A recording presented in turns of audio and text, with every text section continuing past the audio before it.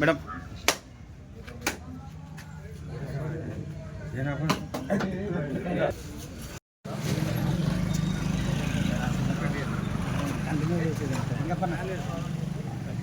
మధ్య ఇక్కడ నుంచి కంటిన్యూ చేసి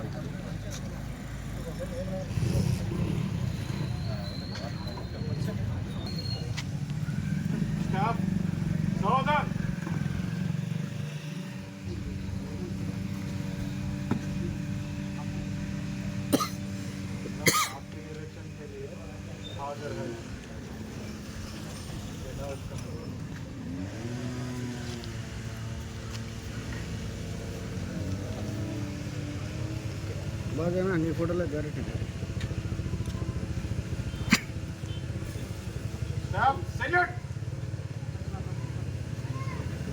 నేషనల్ అంతం शुरू कर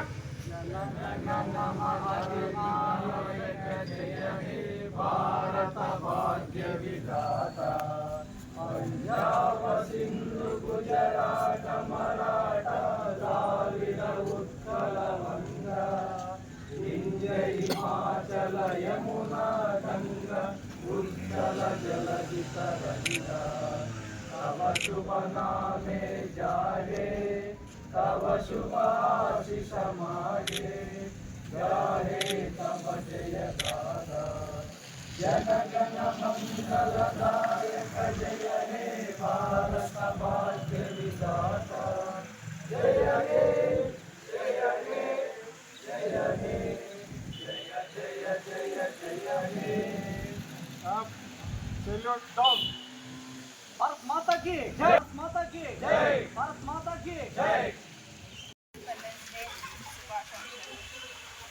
ఇది మన స్వాతంత్రం వచ్చి 79 సంవత్సరాలు అవుతుంది.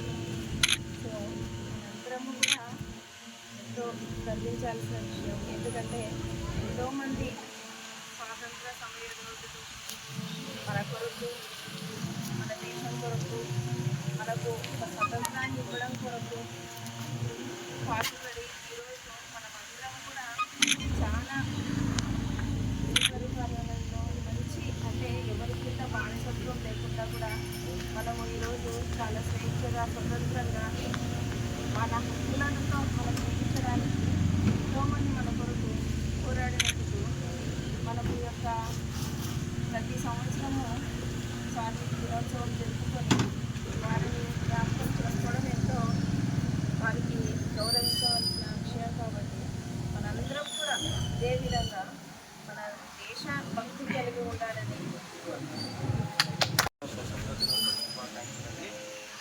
మేడం చెప్పినట్టు ఎందరో మహానుభావుల త్యాగఫలం ఈరోజు మనం జరుపుకుంటున్నటువంటి ఈ స్వతంత్ర దినోత్సవం. సో ఎందరో మహానుభావులు అనే కంటే కూడా మన కర్నూలు జిల్లాకు సంబంధించిన సమరయోధులు కూడా 3-4 గురించి చెప్పుకోవాల్సి వస్తుంది. దాంట్లో మొదటి స్వాతంత్ర సమరయోధుడు ఉయ్యాల నరసింహారెడ్డి గురించి కూడా మనం ఖచ్చితంగా చెప్పుకోవాలి. ఎందుకంటే మన కర్నూలు జిల్లాకి సంబంధించిన వ్యక్తి. అదేవిధంగా తెర్నేకల్కి సంబంధించిన ముత్తుకూరు నాగన్న అని కూడా మన స్వతంత్ర సమరయోధుడే, మన గూడూరు గౌడప్ప గారు. సో అదేవిధంగా మన ఇక్కడ పెద్దకడుగురు నుంచి కూడా హనుమంత్ రెడ్డి అని ఒక ఆయన స్వతంత్ర సమరయోధుడు, వెంకటరెడ్డి, వీళ్ళందరి గురించి మనం స్మరించుకోవాలి. దాంతోపాటుగా అనేక మంది 1847లో మొదలు పెడితే 1947 దగ్గర 100 సంవత్సరాలు ఒక 3,50,000 మంది భారతీయులు ఉరి తీశారంట.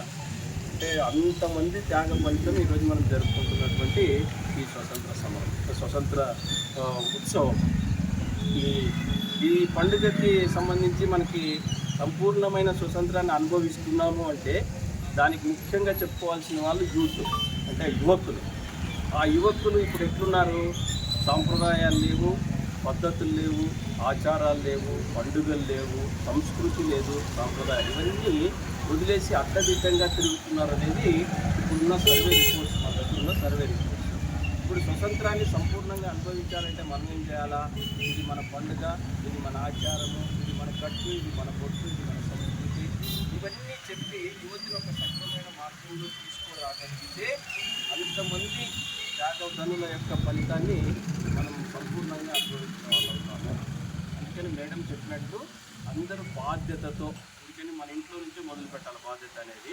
ఆ ఇంట్లో ఉన్న వాళ్ళని అందరినీ ఒక సక్రమమైన మార్గంలో నడిపించుకుంటూ స్వతంత్రం గురించి, స్వతంత్ర సమరయోధుల గురించి అవకాశం వచ్చినప్పుడల్లా చెప్పుకుంటూ వాళ్ళని ఒక ఏమంటాము బాధ్యతాయుతమైనటువంటి పౌరులుగా తీర్చిదిద్దుకుంటూ ముందుకు పోతే ఆటోమేటిక్ స్వతంత్రానికి ఒక మంచి ఫలితం ఏర్పడుతుంది అని చెప్పేదంతా ఇలాంటి అతిశయోక్తి.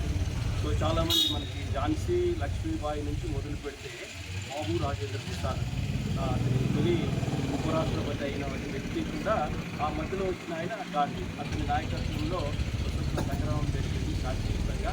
ఆయన సమక్షంలో 1947 ఆగస్టు 15 మనకు